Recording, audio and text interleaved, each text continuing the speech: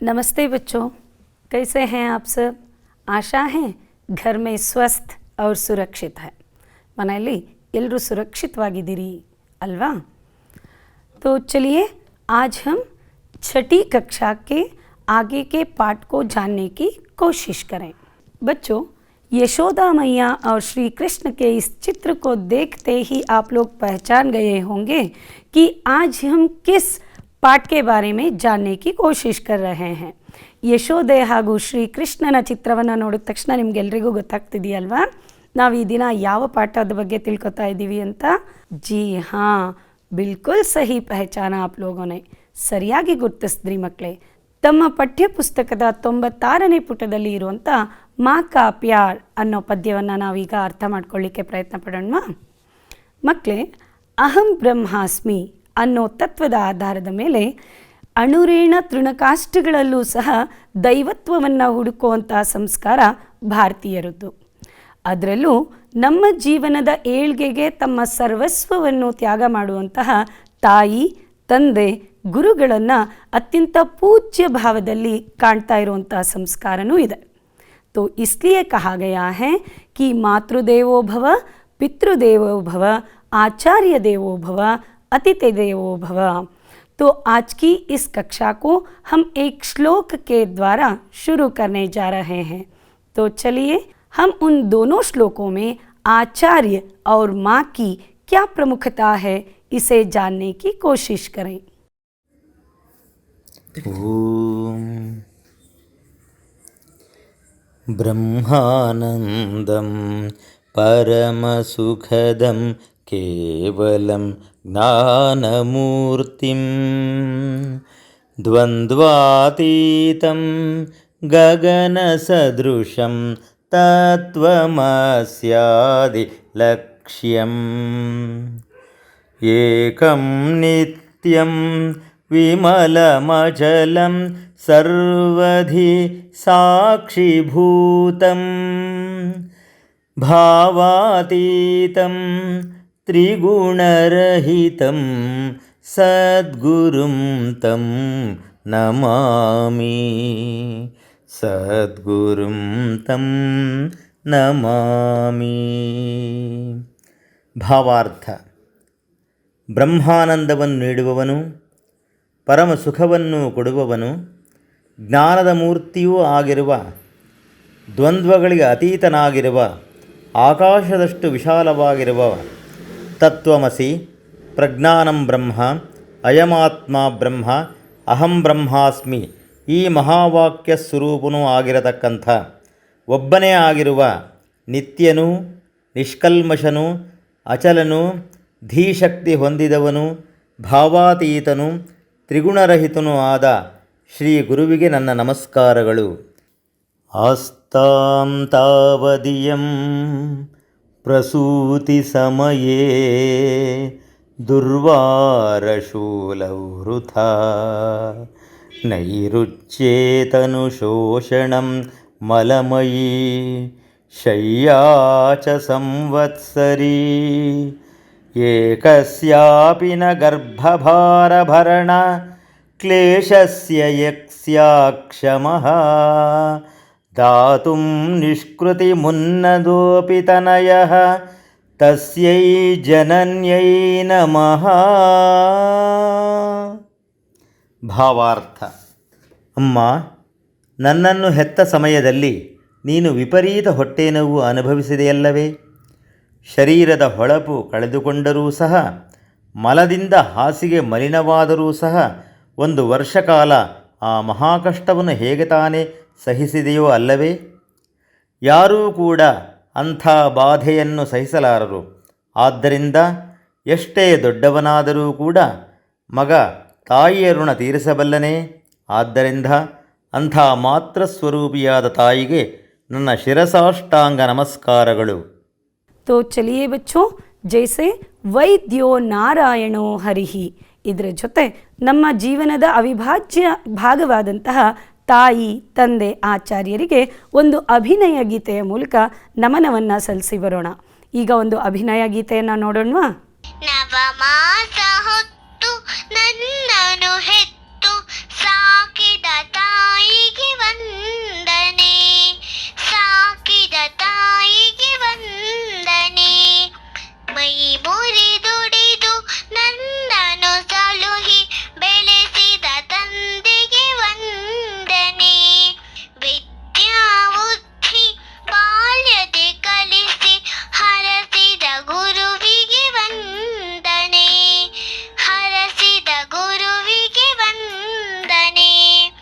ಮಕ್ಕಳೇ, ಈ ಅಭಿನಯ ಗೀತೆಯಲ್ಲಿ ನಾವು ತಾಯಿ ತಂದೆಯಾದಿಯಾಗಿ ಎಲ್ಲರಿಗೂ ನಮಿಸಿ ಬಂದ್ವಿ ಅಲ್ವಾ.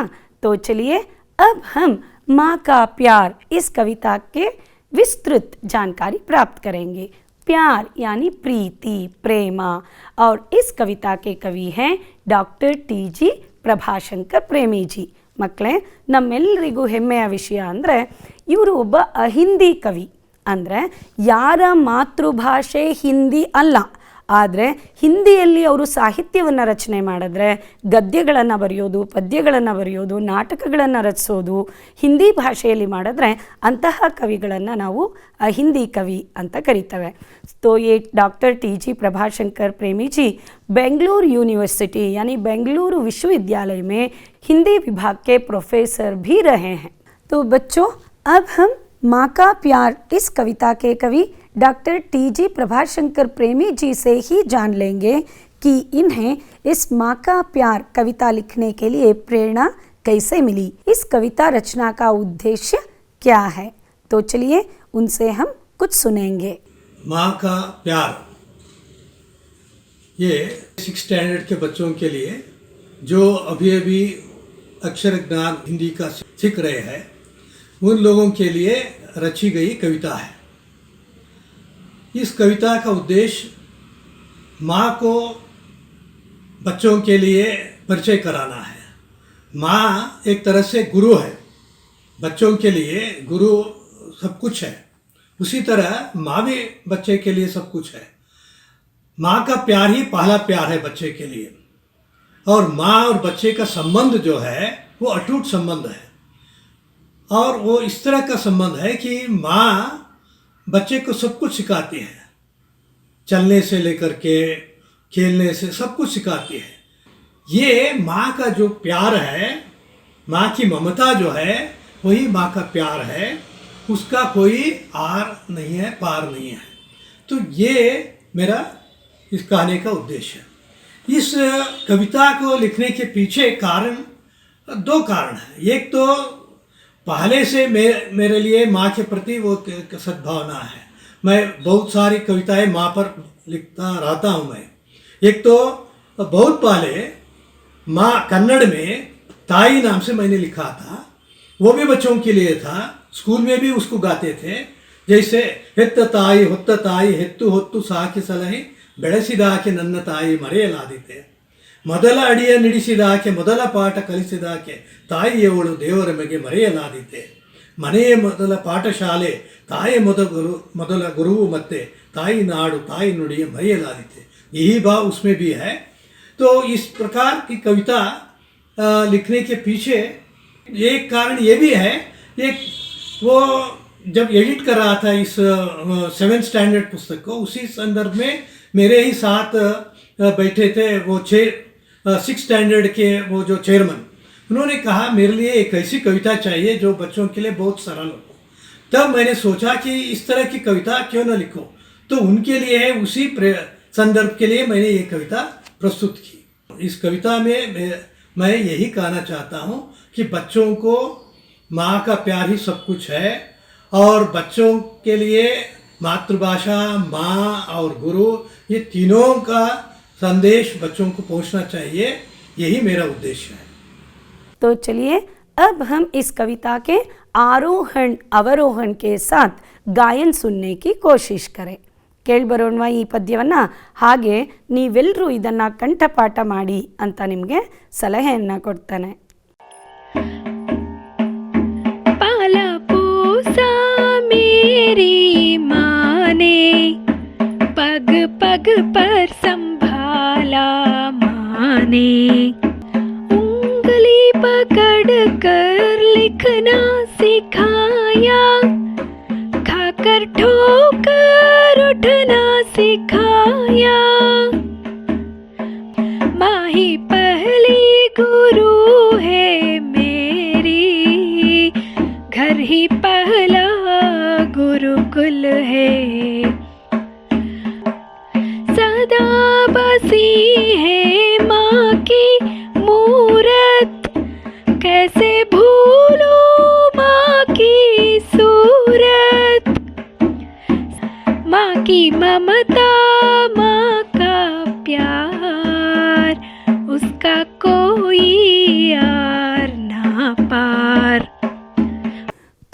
बच्चों, अब हम इस कविता में निहित शब्दार्थों को जानने की कोशिश करेंगे।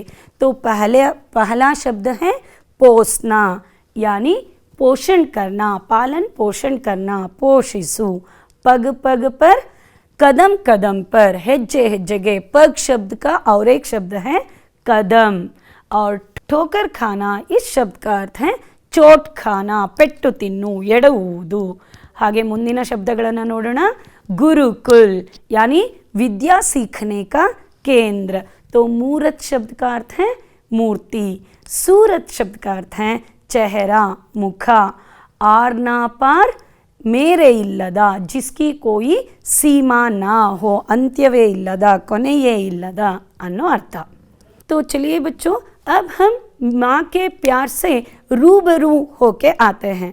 ಮಕ್ಕಳೇ, ನಿಮ್ಮನ್ನ ಅತಿ ದೊಡ್ಡದಾದ ಒಂದು ಸಮುದ್ರದ ಮುಂದೆ ಹೋಗಿ ನಿಲ್ಲಿಸಿ, ಸಮುದ್ರ ಹೇಗಿದೆ, ಸಮುದ್ರವನ್ನು ನೋಡೋ ಅನುಭವ ಹೇಗಿರುತ್ತೆ ಅನ್ನೋದನ್ನು ನಾನು ಪದಗಳಲ್ಲಿ ಹೇಳ್ತಾ ಹೋದರೆ ನಿಮಗೆ ಅದು ನಿರರ್ಥಕ ಅನಿಸುತ್ತೆ ಅಲ್ವಾ?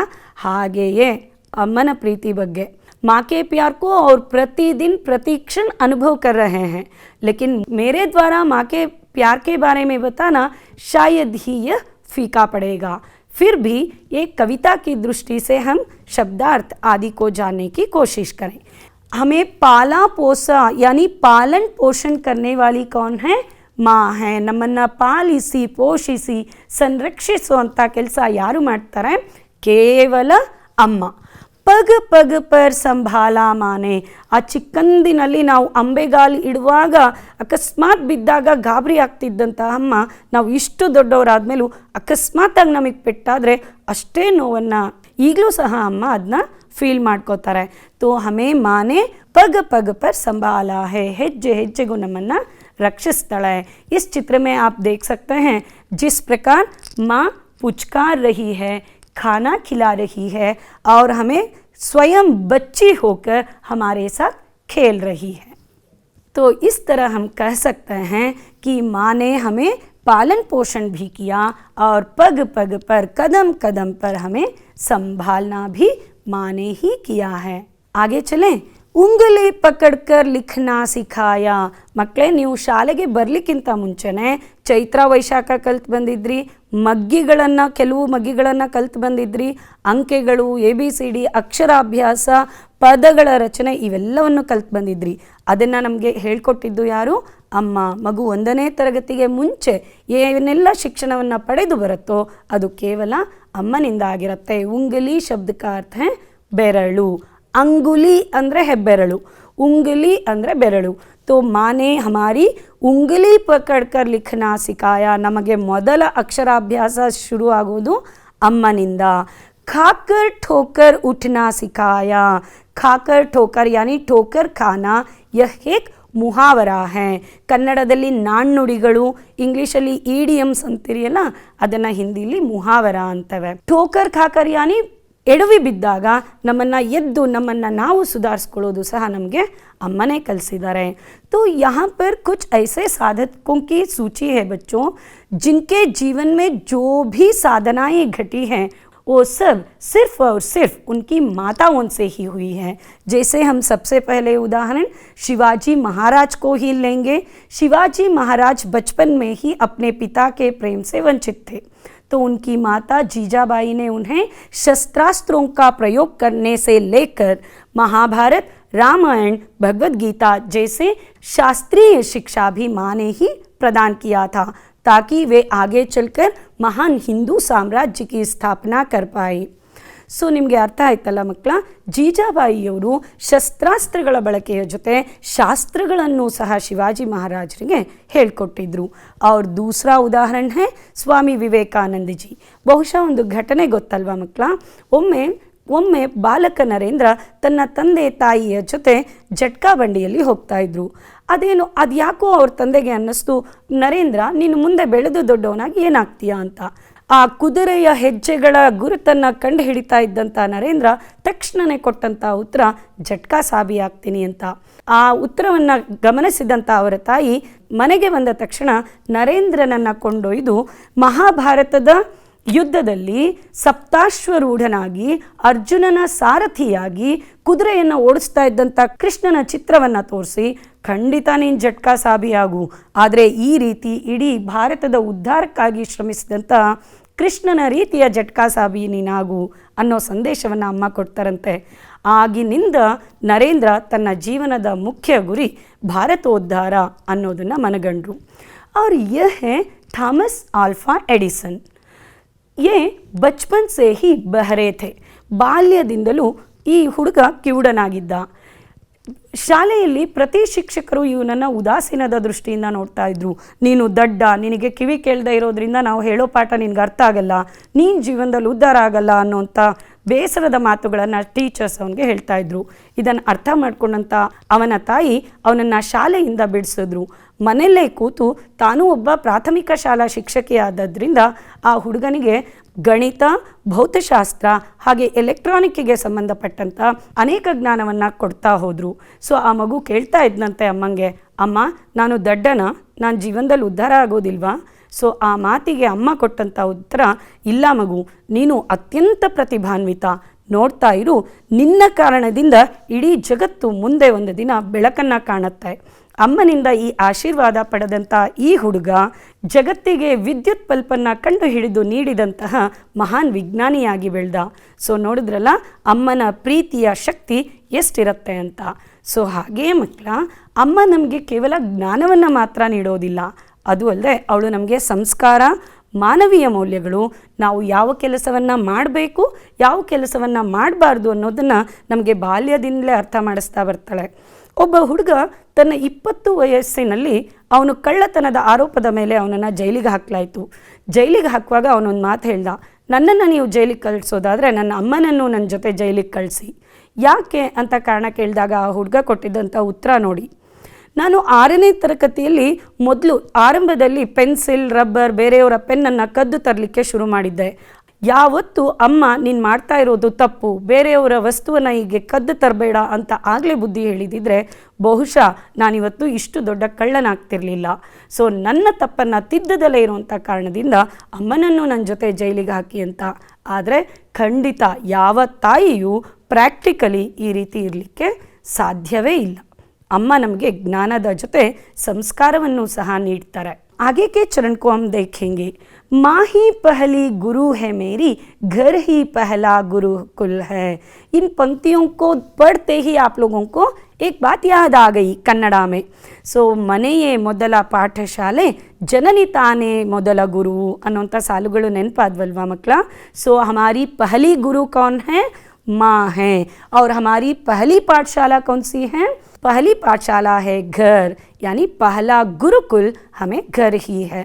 ಸೊ ಗಾಂಧೀಜಿಯವರ ಜೀವನದಲ್ಲಿ ಅವರ ತಾಯಿ ಪುತಲೇಬಾಯಿ ನಿರ್ವಹಿಸಿದಂಥ ಪಾತ್ರ ಮಹಾನ್. बैरिस्टर करने के लिए जाने से पहले गांधी जी से 3 वचन मांगती है. 3 ಪ್ರಮಾಣವನ್ನು ಮಾಡಿಸ್ಕೊಳ್ತಾರೆ. तो सबसे पहला है मैं कभी झूठ नहीं बोलूँगा, और दूसरा है कभी मैं शराब नहीं पीऊँगा, और तीसरा वचन है पराई स्त्रियों को मैं माँ और बहन के रूप में देखूँगा. ಸೊ ಇಸಿ ಥರ ಜಬ್ ವೇ ಇಂಗ್ಲೆಂಡ್ ಪਹੁಂಚೆ, ಅವ್ರು ಇಂಗ್ಲೆಂಡಲ್ಲಿ ಅಧ್ಯಯನ ಮಾಡುವಾಗ ತಮ್ಮ ಸ್ನೇಹಿತರು ಯಾರಾದರೂ ಈ ಥರ ಈ ಮೂರಲ್ಲಿ ಯಾವುದಾದ್ರೂ ಕೆಟ್ಟ ಕೆಲಸಗಳನ್ನ ಮಾಡುವಾಗ ಗಾಂಧೀಜಿಯವರನ್ನು ಸಹ ಕರೆದ್ರೆ, ಗಾಂಧೀಜಿ ತಮ್ಮ ಆಟೋಬಯೋಗ್ರಫಿಯಲ್ಲಿ ಅತ್ಯಂತ ಸ್ಪಷ್ಟವಾಗಿ ಬರೀತಾರೆ, ಈ ರೀತಿಯಾದ ನನ್ನ ಮನಸ್ಸು ಒಪ್ಪದ ಕೆಲಸಗಳಿಗೆ ಅವರು ಕರೆದಾಗ ಮರುಕ್ಷಣನೇ ಅಮ್ಮನ ಮುಖ ನನ್ನ ಕಣ್ಮುಂದೆ ಬರ್ತಾ ಇತ್ತು, ನನಗೆ ಎಚ್ಚರಿಕೆಯನ್ನು ನೀಡ್ತಾ ಇತ್ತು, ಇಲ್ಲ ಮಗು ಅವ್ರು ಮಾಡ್ತಾ ಇರೋದು ತಪ್ಪು, ನೀನು ಅವ್ರ ಜೊತೆ ಸೇರಬೇಡ. तो यह है माँ की बातों की शक्ति. इस तरह माँ हमें गुरु के रूप में ही सुधारने की कोशिश करती है. तो हम यहाँ पर देख सकते हैं, सदा बसी है माँ की मूरत, कैसे भूलूं माँ की सूरत. ಜಗತ್ತಿನಲ್ಲಿ ನಾವು ಅಮ್ಮನ ಸ್ಥಾನವನ್ನು ಮತ್ತೊಬ್ಬರಿಗೆ ನೀಡೋದಾದರೆ ಅದು ಮಾತೃಭೂಮಿಗೆ ಮಾತ್ರ, ಅಂದರೆ ಭೂಮಿಗೆ. ಮಕ್ಕಳೇ, ನೀವು ಗಮನಿಸಿದ್ದೀರಾ, ಅಮ್ಮ ಏನು ಮಾಡ್ತಾರೆ, ಅಡುಗೆ ಮನೆಯಲ್ಲಿ ಚಾಕು, ಕಾಯಿ ಸುಲಿಲಿಕ್ಕೆ ಬಳಸುವಂಥ ಮಚ್ಚು ಅಥವಾ ಬೇರೆ ಏನಾದರೂ ಚೂಪಾದ ಆಯುಧಗಳನ್ನು ನಿಮ್ಮ ಕೈಗೆ ಸಿಗ್ದಲೇ ಇರುವಷ್ಟು ದೂರವಾಗಿ ಇಟ್ಟಿರ್ತಾರೆ. ಹಾಗೆ ರವೆ ಉಂಡೆ, ಚಕ್ಕುಲಿ, ನಿಮಗೆ ತುಂಬ ಇಷ್ಟ ಆಗುವಂಥ ವಸ್ತುಗಳನ್ನು ನಿಮ್ಮ ಕೈಗೆ ಸಿಕ್ಕೋ ಥರನೇ ಇಟ್ಟಿರ್ತಾರೆ, ಯಾವುದೋ ರೂಪದಲ್ಲಿ ಮಗು ಬಂದು ಅದನ್ನು ತಿನ್ನಲಿ ಅಂತ. ಭೂಮಿ ತಾಯಿಯೂ ಹಾಗೆ ಅತ್ಯಂತ ಅಪಾಯಕಾರಿಯಾದ ಇಂಧನಗಳನ್ನು, ಪೆಟ್ರೋಲಿಯಂ ಉತ್ಪನ್ನಗಳು ಅಥವಾ ಪೆಟ್ರೋಲ್, ಕಬ್ಬಿಣ ಇವೆಲ್ಲವನ್ನು ತನ್ನ ಗರ್ಭದಲ್ಲಿ ಉದುಗಿಸಿಟ್ಕೊಂಡಿರ್ತಾಳೆ. ಹಣ್ಣು, ತರಕಾರಿ, ಆಮ್ಲಜನಕ, ನೀರು, ಶುದ್ಧವಾದ ನೀರು ಇವೆಲ್ಲವನ್ನು ಪ್ರಕೃತಿಯಲ್ಲಿ ನಮಗೆ ಕೈ ಸಿಗುವಂಥ ಮಟ್ಟದಲ್ಲೇ ನೀಡಿರ್ತಾರೆ. तो इसी तरह मातृभूमि की सेवा करने वाली साधिकाएं भी हमें माँ के समान हैं. जैसे कि देखिए शारदा माता जिन्होंने रामकृष्ण परमहंस और विवेकानंद जी जैसे महान साधकों को प्रेरणा देकर बहुत सारे याचकों की मांग को पूरा करते हुए अब भी हम शारदा जी को माता के रूप में, शारदा माते के रूप में ही स्वीकार करते हैं. और तेरेसा जी का नाम जब भी आएगा तो मदर तेरेसा के रूप में हम उन्हें पा सकते हैं. ಶತಮಾನಗಳು ಕಳೆದ ನಂತರವೂ ಸಹ ಅನೇಕ ಪೀಳಿಗೆಯ ಜನ ಇವರನ್ನು ಸಂಬೋಧಿಸುವಾಗ ಶಾರದಾ ಮಾತೆ, ಮದರ್ ತೆರೇಸಾ ಅನ್ನೋ ಹೆಸರಿನಿಂದಲೇ ಗುರುತಿಸ್ತಾರೆ. ಇನ್ಕಿ ಸೂರತ್ और इनके त्याग को हम कभी भी नहीं भूल सकते. माँ की ममता, माँ का प्यार, उसका कोई आर न पार. आर न पार ಅಂದರೆ ತೀರವಿಲ್ಲದ, ಕೊನೆ ಇಲ್ಲದ. तो माँ की ममता, माँ का प्यार के लिए कोई अंतिम सीमा बिल्कुल नहीं है. ಅಮ್ಮನ ಪ್ರೀತಿ ವಾತ್ಸಲ್ಯಕ್ಕೆ ಒಂದು ಕೊನೆ ಅನ್ನೋದೇ ಇಲ್ಲ. ಇದು ಕೇವಲ ಮಾನವರಲ್ಲಿ ಮಾತ್ರ ಅಲ್ಲ ಮಕ್ಕಳ, ಪಶು ಪಕ್ಷಿಗಳ ಮಧ್ಯೆಯೂ ಸಹ ತಾಯಿ ಮಗುವಿನ ಸಂಬಂಧ ಅಷ್ಟೇ ಬಲಿಷ್ಠವಾಗಿರುತ್ತೆ, ಅಷ್ಟೇ ಭಾವನಾತ್ಮಕವಾಗಿರುತ್ತೆ. ಇದಕ್ಕೆ ಸಂಬಂಧಿಸಿದಂತೆ ಒಂದು ವಿಡಿಯೋನ ನೋಡಿ ಬರೋಣವಾ?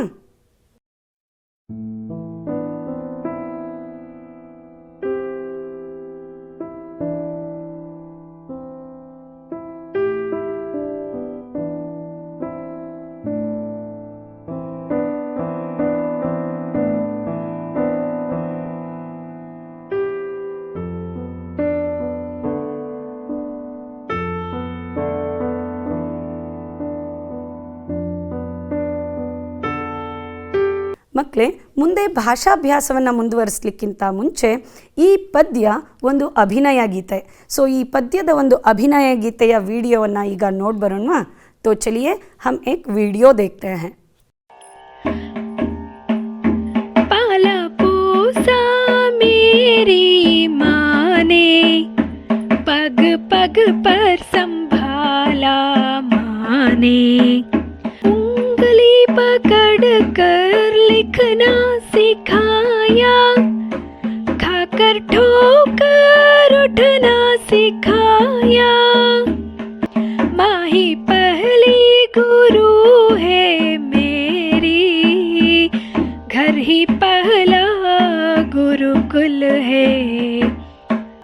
सदा बसी है माँ की मूरत, कैसे भूलूं माँ की सूरत.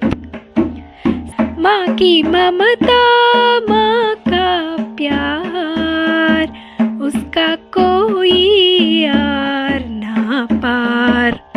पाला पोसा मेरी माँ ने, पग पग पर संभाला माँ ने. मेरी माँ ने, मेरी माँ ने, मेरी माँ ने. तो अब है हमारी कक्षा का आखिरी पड़ाव जो है भाषाभ्यास. यहाँ पर कुछ प्रश्न पूछे जाएंगे, आप लोगों को उत्तर देना पड़ेगा. ಈ ಪದ್ಯ ಅರ್ಥ ಆಗಿರತ್ತಲ್ವಾ ಮಕ್ಕಳೇ? ಸೊ ಇಲ್ಲಿ ಕೇಳುವಂಥ ಪ್ರಶ್ನೆಗಳಿಗೆ ನೀವು ಉತ್ತರವನ್ನು ಹೇಳ್ತಾ ಬನ್ನಿ. ಮಾನೆ ಕ್ಯಾ ಕ್ಯಾ ಸಿಖಾಯಾ? तो उत्तर है माँ ने उंगली पकड़कर लिखना सिखाया और खाकर ठोकर भी उठना सिखाया. दूसरा प्रश्न है पहला गुरु कौन होता है? तो इसके लिए उत्तर है पहला गुरु माँ होती है या पहली गुरु माँ होती है. और तीसरा प्रश्न कौन सा है? पहला गुरुकुल कौन सा है? करेक्ट, ಸರಿಯಾದ ಉತ್ತರವನ್ನು ನೀಡಿದ್ರಿ. पहला गुरुकुल हमारा घर है. किसका कोई आर पार नहीं है? तो चलिए यहाँ पर उत्तर तैयार है. माँ की ममता और माँ के प्यार का कोई आर पार नहीं है. तो चलिए आगे तो चलिए आगे का प्रश्न देखते हैं। इन पंक्तियों को पूरा करो। इस ಪದ್ಯಕ್ಕೆ ಸಂಬಂಧಿತ ಈ ಪದ್ಯಕ್ಕೆ ಸಂಬಂಧಿಸಿದಂಥ ಕೆಲವು ಸಾಲುಗಳಿವೆ. ಇಲ್ಲಿ ಅವುಗಳ ಉತ್ತರವಿದೆ. ಈ 4 ಉತ್ತರಗಳಲ್ಲಿ ಸರಿಯಾದ ಉತ್ತರವನ್ನು ಆಯ್ಕೆ ಮಾಡಿ ಹೇಳ್ತಾ ಬನ್ನಿ. तो चलिए पहला सवाल देखेंगे। पग पग पर डैश माने। तो उत्तर है पग पग पर संभाला माने। सदा बसी है माँ की मूरत। शाबाश। तीसरा उत्तर कौन बोलेगा अभी? माँ की ममता, माँ का प्यार। और चौथा उत्तर है उसका कोई आर ना पार। तो अब यहाँ पर कुछ शब्द पहेली को हम देखेंगे. ಇಲ್ಲಿ ಒಂದು ಶಬ್ದದ ಬಗೆಗಿನ ಒಗಟಿದೆ. 2 ಅಕ್ಷರಗಳಿವೆ. ಮಧ್ಯದ ಅಕ್ಷರಗಳನ್ನು ನೀವು ಗುರುತಿಸ್ತಾ ಹೋಗಬೇಕು. ऊ और ली के बीच में कौन सा अक्षर आएगा? गा. तो चलिए आगे का बताइए जल्दी. लिखना. सूर अक्षरों के साथ कौन सा आएगा? त. और आगे का है ममता. खाया से पहले कौन सा अक्षर आएगा? सिखाया. प और ल के बीच में कौन सा अक्षर आएगा बच्चों? हाँ, पहला. मूरत. शाबाश बच्चों, सब लोगों ने सही पहचाना.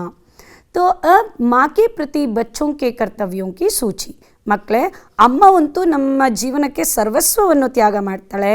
ಆದರೆ ಮಕ್ಕಳಾದ ನಾವು ಅಮ್ಮನ ಪ್ರತಿ ನಿರ್ವಹಿಸಬೇಕಾದಂಥ ಕರ್ತವ್ಯಗಳ 4 ಪಟ್ಟಿ ಇದೆ. ಆದರೆ ನೀವು 10 ವಾಕ್ಯಗಳನ್ನು ಈ ರೀತಿ ಸೃಷ್ಟಿ ಮಾಡ್ತಾ ಹೋಗಿ. ಯಾವುದರಿಂದ ನೀವು ಅಮ್ಮನ ಪ್ರೀತಿಗೆ ಸರಿಯಾದ ಪ್ರತಿಕ್ರಿಯೆಯನ್ನು ನೀಡ್ಬೋದು. पहला वाक्य है माँ के साथ आदर का व्यवहार करना चाहिए. आदर यानी ಗೌರವ. ಅಮ್ಮನ ಜೊತೆ ತುಂಬ ಗೌರವವಾಗಿ ನಡ್ಕೋಬೇಕು. ಅವ್ರ ಮೇಲೆ ಕೋಪ ಮಾಡ್ಕೋಬಾರ್ದು. ಅವ್ರಿಗೆ ಬಹುವಚನದಿಂದ ಸಂಬೋಧಿಸಿ ಮಾತಾಡಬೇಕು. ಅವ್ರಿಗೆ ಇಷ್ಟ ಆಗ್ದಲೇ ಇರುವಂಥ ಪದಗಳನ್ನು ಬಳಸ್ಕೂಡ್ದು. माँ की सीख को नज़र अंदाज नहीं करना चाहिए. नज़र अंदाज ಅಂದರೆ ಉದಾಸೀನ. ಅಮ್ಮ ಏನಾದರೂ ಹೇಳಿದ ತಕ್ಷಣ ನಿನಗೇನು ಗೊತ್ತಾಗಲ್ಲ ಬಿಡು ಅಂತ ಹೇಳೋದಕ್ಕಿಂತ ಅಮ್ಮನ ಮಾತನ್ನು ಕೇಳಿ ಅದನ್ನು ಅರ್ಥ ಮಾಡ್ಕೊಳ್ಳುವಂಥ ಪ್ರಯತ್ನವನ್ನು ಮಾಡಬೇಕು.